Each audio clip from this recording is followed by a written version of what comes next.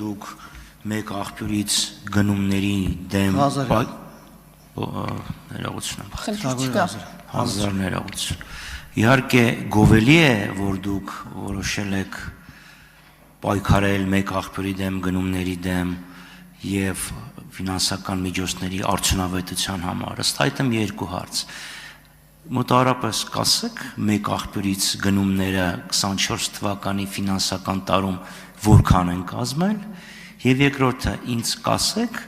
ինչու հանկարծ ձեր ձևավորած կառավարությունը որոշեց մեկ աղբյուրից գնում անել եւ իմ քայլը հիմնադրամին կրթական ծրագրերի համար գումար հատկացնել ինչու մեկ աղբյուրից հենց իմ քայլը հիմնադրամին այլ ոչ թե բազմաթիվ այլ հիմնադրամների որոնք կրթության բնագավառում ավելի մեծ փորձառություն ունեն եւ որքան է կազմել մեկ աղբյուրից գնումը այսինքն պետությունը որքան փող է տվել իմ քայլը հիմնադրամին